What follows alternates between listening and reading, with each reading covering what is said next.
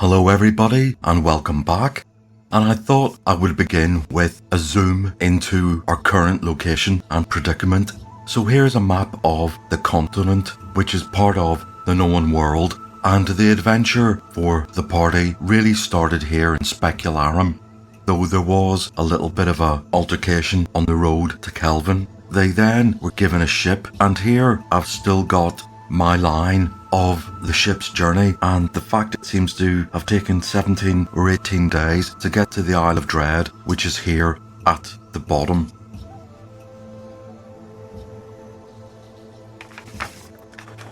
So we can zoom in on the Isle of Dread, and the ship came down the east coast, past Pirate Island, stopped here in this bay, visited the village of Tanaroa, had several adventures there with a plesiosaur and some pteranodons.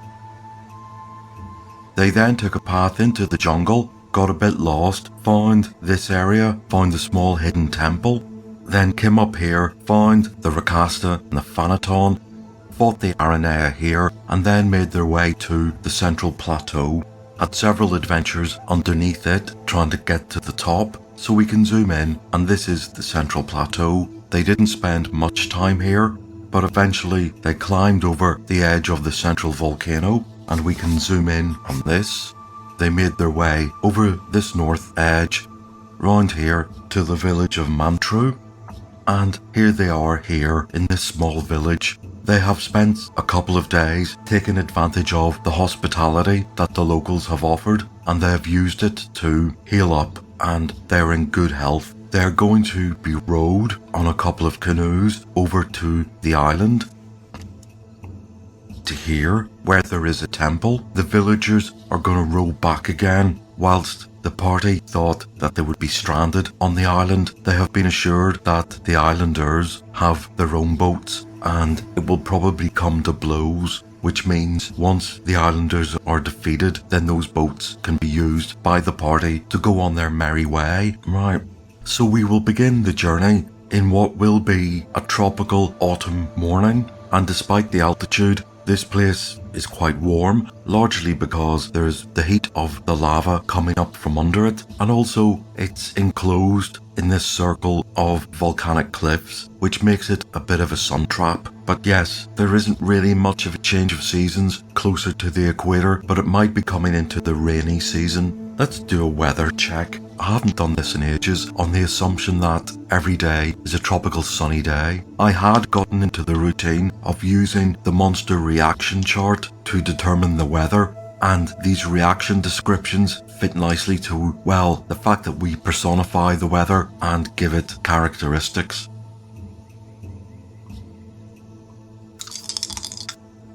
So that's 9, which is possibly friendly. Roll again. So it looks like the day begins with that sort of cold haze that you would hope will burn away come mid-afternoon for a clear sky. Let's see what happens. That's 8, that's friendly, and sure enough, that's what happens. So the party set off early in the morning. It's cold, there is a mist over the place, but by the time they get to the island, the mist is blown away and the sun is shining. Okay, so let's see how they get on. The island is called Taboo Island, largely because the history of it is taboo, and there isn't much to say about life on the island outside of the temple. It is covered in broken and ruined bits of building and statues and pillars and such.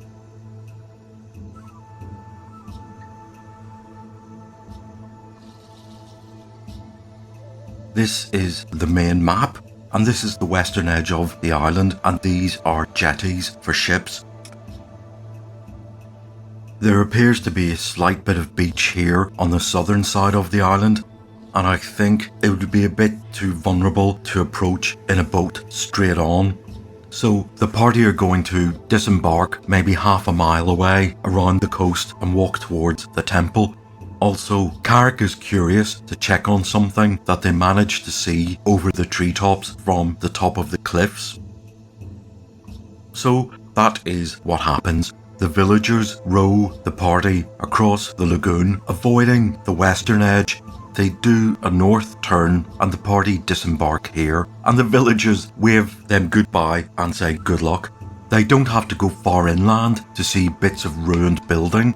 Given how far away they are from the temple, these are probably part of a completely different complex. In fact, it might be a monastery where people lived. And not only is it in ruins, but most of the stones are actually also blackened and smoothened by what the party have been told is the cataclysm. So evidence of that event is still there, even though it happened years ago.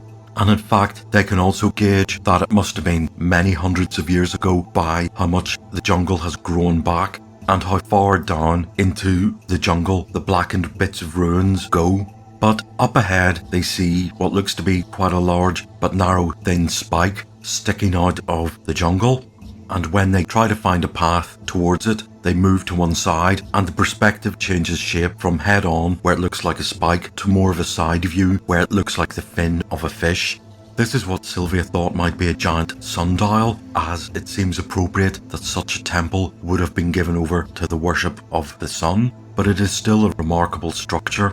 Why the dwarves want to get a look at it was because from the top of the cliffs it did seem to sort of glint, and it had a sort of whitish sheen to it, which the dwarves associated with mithril.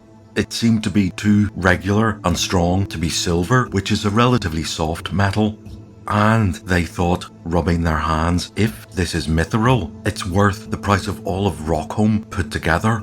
When they approach, they get to this giant fin, and it seems to tower above them for about 20 feet, but they can't get right up to it because, again, the jungle has grown very dense around it. They do try and find somewhere that looks less thick, that both Carrick with his magic sword and Gareth with his magic hand axe, they can chop away and maybe at least get close enough to touch it.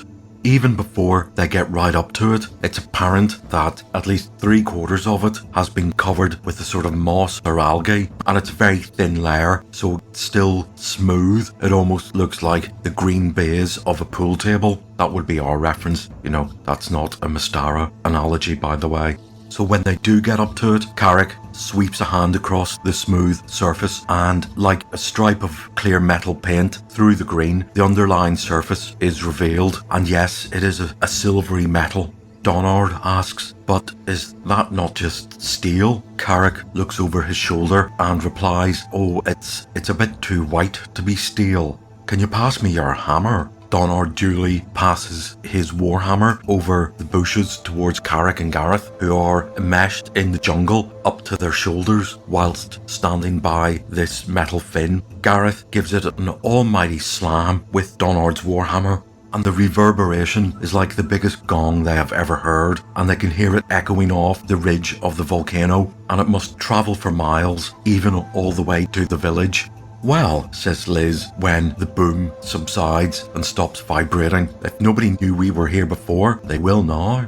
Sylvia again wonders, is that part of its magic properties? Was this not just a sundial, or was it a giant bell to bring people to worship? I suppose we will never know unless we find out in the temple. Gareth again uses his hand to sweep away some of the moss or the algae that has gathered on the surface, and again another stripe of metal underneath appears, but this is blackened, and Gareth says, as a thought, this was also in the cataclysm, so it has been here for some time. And then Malin asks, I wonder if perhaps this thing caused the cataclysm? Though when Liz asks, how would it have done that? Malin can only but shrug. So by the time it is the middle of the day, they have seen a lot of what they want to see, and it is time to make their way to the front of the temple and enter into it, and they aren't expecting much of a welcome, but also if the islanders here are at the same level of technology as the villagers, then, well, they're not expecting resistance to actually be much to worry about. So let's go round to the front of the temple. The party are here. The western side of the island has sloped upwards quite dramatically, forming a cliff edge here. It stands to reason, considering how unstable this area is, that there have been several earth tremors, and much of this cliff face has fallen into the lagoon, so there's a bit of a beach which is really just boulders, rocks and pebbles which have fallen over hundreds of years. This is enough for them to scramble over and to come to this point here. These are spindly wooden jetties with some canoes attached to them. They don't look overly stable, but they must obviously be stable enough for the islanders. So when the party clamber onto the jetties, they can walk around here and get a better view of this area. This area is open to the elements. It is an alcove that has been cut into the cliff. There are 2 steps here which have been neatly carved, a line of pillars, then more steps upward, and then more pillars. There is the roof of the cliff above them, and again, due to earth tremors, there have been several rock falls, so this area will as well be strewn with boulders. More remarkably, there are 2 giant stone feet here, which are cut off at the ankle. These have obviously belonged to some giant statue that is since long gone. Probably it fell over during an earthquake. The other thing to notice is that the burn marks which they have seen on the rocks elsewhere eastward are not here, so clearly the upward slope and this alcove were sheltered from what has been called the cataclysm. So it obviously had a point of origin and the blast moved outward, and this was on, what would you have, the lee side of a blast, just like you have the lee side of a wind.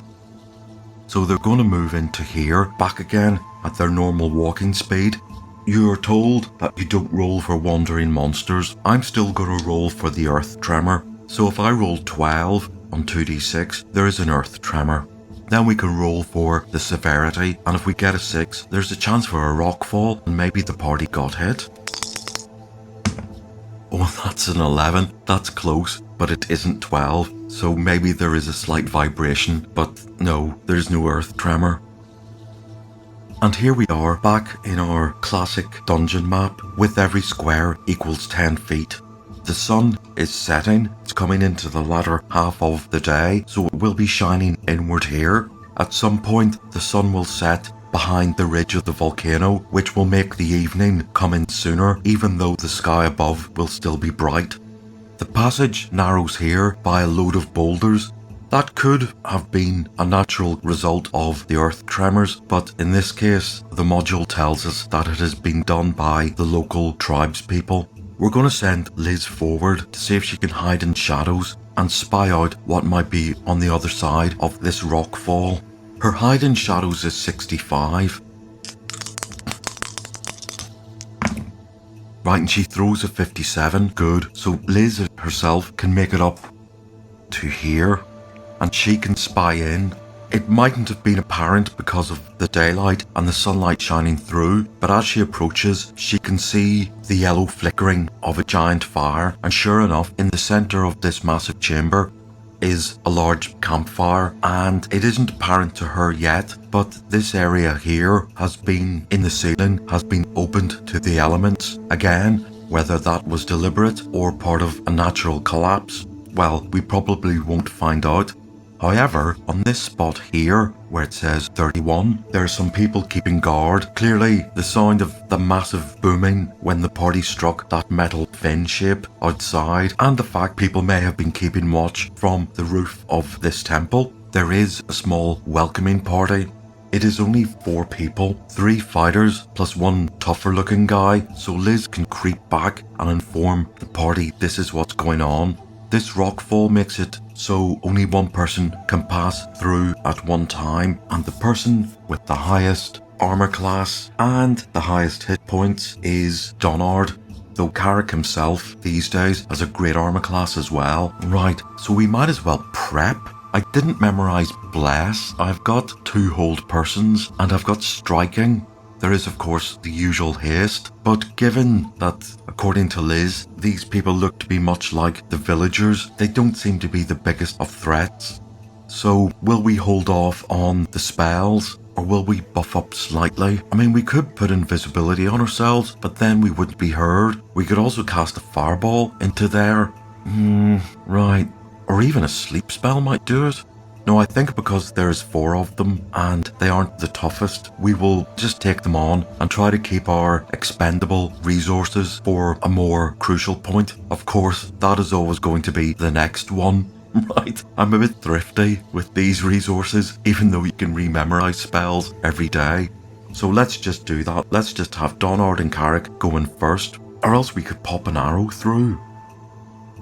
I'll see if Liz has also hidden in shadows, which is good. It's 95. And she does that easily.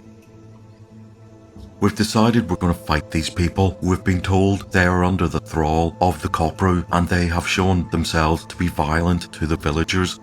We're expecting a fight. I'll have Liz see if she can just shoot an arrow through here and take one out.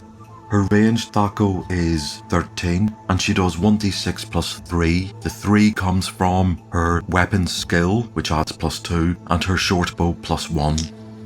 Right. So she's going to try and take out one of these tribes people. And she easily hits. They have an armor class of 7 and that 4 plus 3 is enough to kill one. So yes, one of them is dead. Right, that will sound the alarm and we might be in for a bigger fight because this main area here has a grand total of 22 people. What do we do next? Or what did they do next?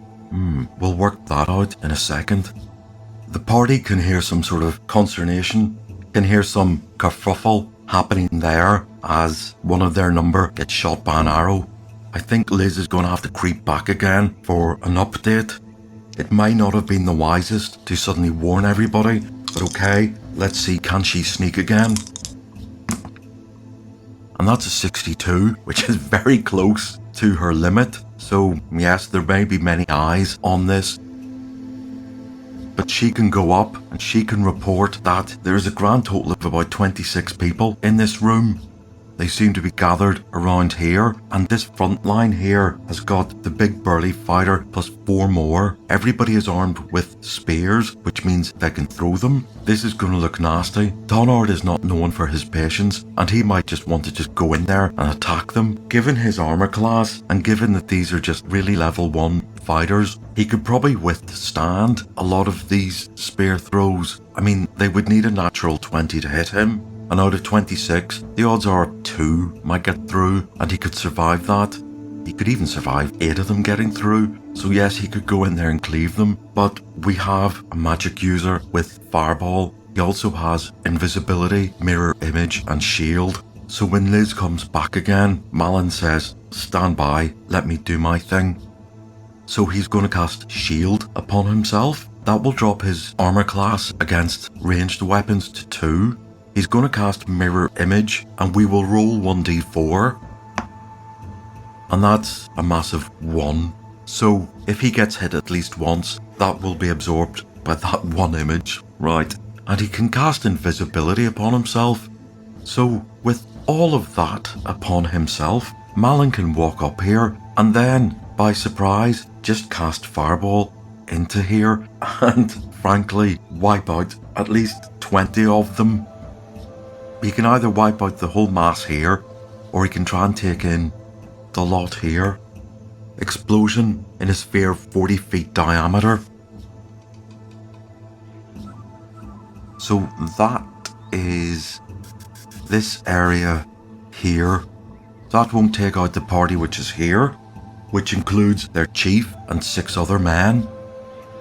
It could wipe out the other 18 which are gathered here. I might give a random roll to see if there are any stragglers on the edges. That's what Malin's going to do. He's going to create a surprise attack and he's just going to throw Fireball into there. These people only have 7 hit points, so the only way they can survive this is if his Fireball is less than 14 and they save. If it is more than 14, they're dead. And it's a 66 Fireball. Alright, okay, bit of overkill there, just when we don't need it, not complaining. 25 points of damage, good. Well above average. Let's hope he can do these when it's needed. So, there are 18 tribespeople wiped out with 1 Fireball. I did say I will roll to see if there are any stragglers. How will I do that? What I'll do is I will roll a 1d10 and any number above 4, and the score minus 4 is how many stragglers. So if I roll 10, there are 6. If I roll 4 or less, then there's none. Right, that's 6. So 2 of them survived on the fringes. We have a grand total of 1, 2, 3, 4, 5. 8 tribespeople and their chief left. That was the surprise attack. Round number 1, let's have intentions. Malin's intentions are to run. The rest of the party's intentions is to get into a formation with Liz and Sylvia at the back, ready for any archery, the dwarves and Donard at the front. And these tribespeople's intentions are, well, at least 3 of them here can get a spear throw at Malin. And the rest are going to, well, scatter to the corners because of the fireball. So let's roll for initiative. We get initiative. That means Malin can run.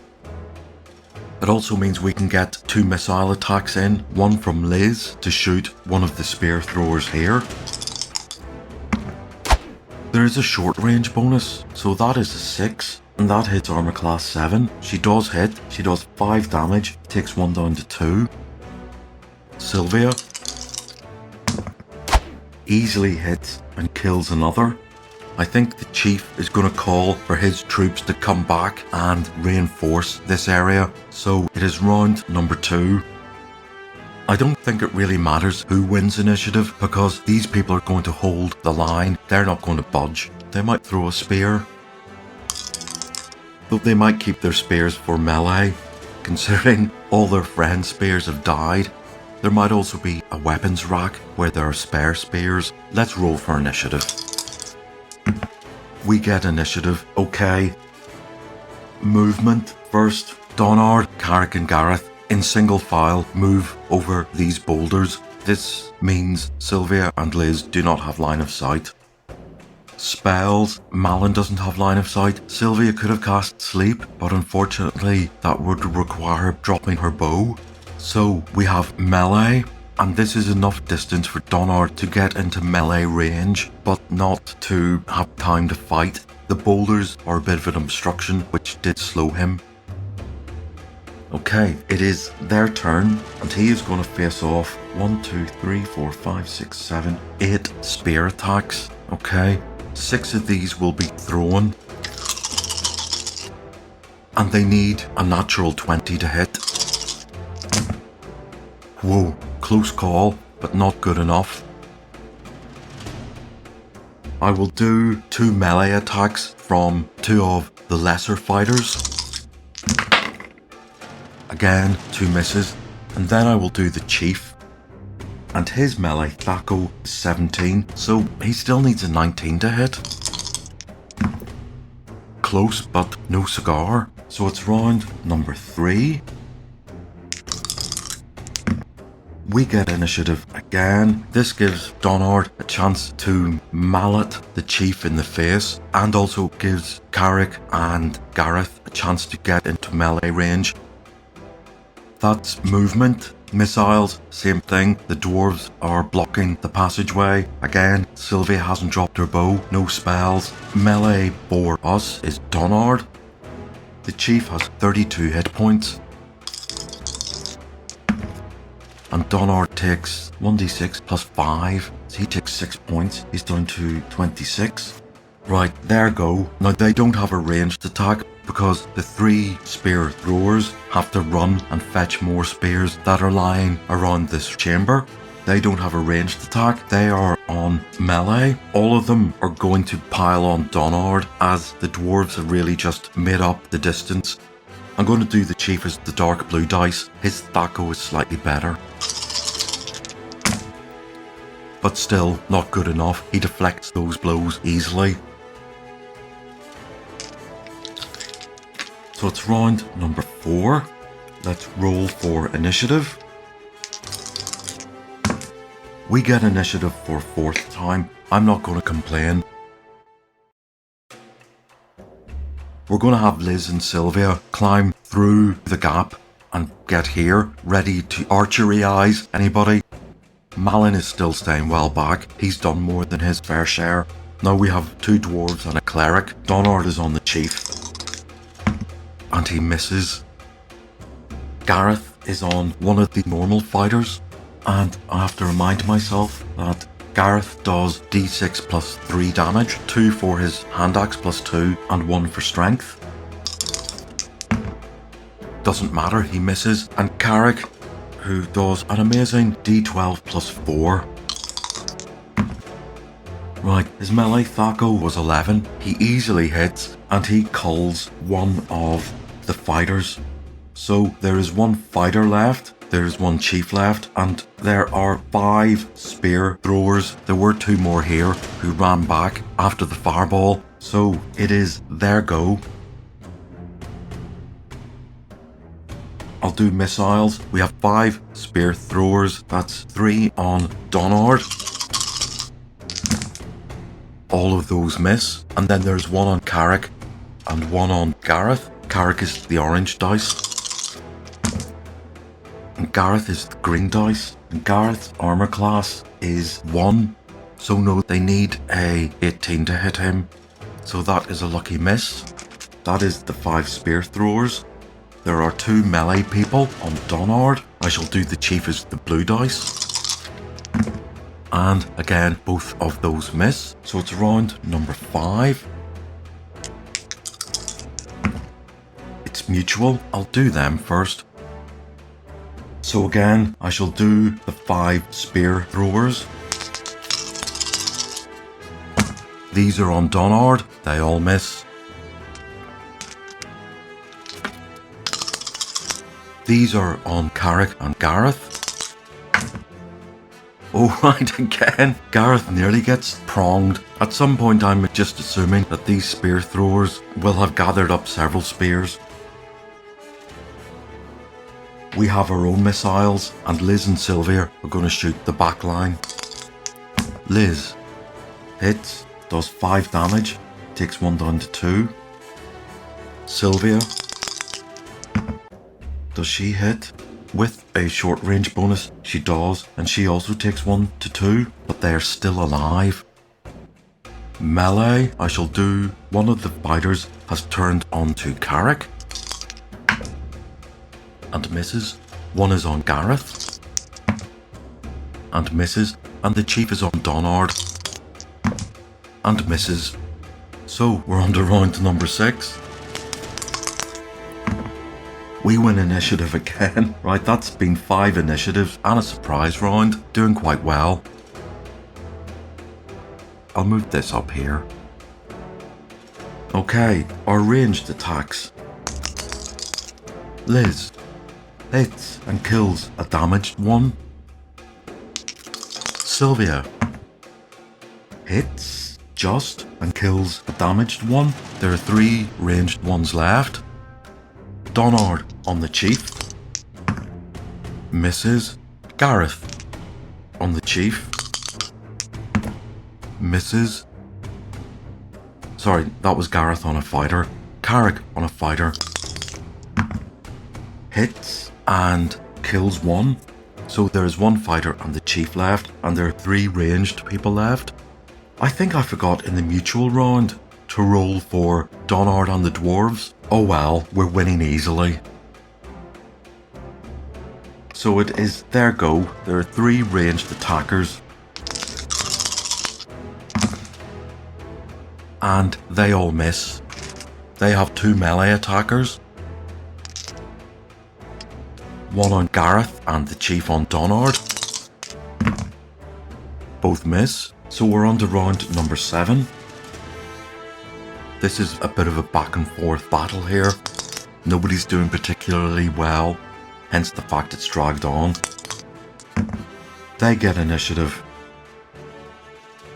These spear throwers have got their last spears in their hands, so they're going to move forward into melee, so that means they don't have a missile attack. So we have the chief and a fighter on Gareth and Donard. And again, they miss. It's our missile round. And as these 3 guys are moving forward, that gives Liz and Sylvia a chance to shoot. Liz misses. Sylvia doesn't and kills 1. He falls with an arrow in the chest as he rushes forward. So it is melee for us. I will do Donard on the chief. who he finally hits. But this chief is tough as old boots. That's another 6 points. He's down to 20. I shall do Gareth on the fighter on him. Right, he hits and he does 5 points. That fighter is down to 2. And then I'll do Carrick, who's going to help out Donard. AC of 5, and help out he does. The chief has an AC of 5. Carrick's melee THAC0 was 11, so he just hits, and he does 11 points, which brings the chief down to 9. So we're on to round number 8. Last session, I think I rolled the dice once, and that was even off screen. We get initiative. There are 3 melee fighters and the chief up front, 2 which ran forward, plus 1 that Gareth has damaged. Right, and there is the chief. So let's roll for initiative. It's mutual, that means missiles. Liz and Sylvia are going to try and take out the ones on the edges. Liz hits and kills a damaged one. Sylvia hits and doesn't quite kill one. I'll do melee. I will do them first. This leaves 1 enemy on each of our party members. The chief is still on Donard. And all of those don't hit. So it is our melee go. Donard on the chief. Hits and kills him. Gareth on a damaged one near him. Hits and kills it. That leaves Carrick, who hits and kills the last one. I didn't do any morale checks because these people are under the thrall of the Copru. They're kind of driven to attack. Didn't do them any good. That was a grand total of 25 fighters and 1 chief wiped out. And the whole party can step forward and have a look around, and we will examine this chamber next time. So I will see you then.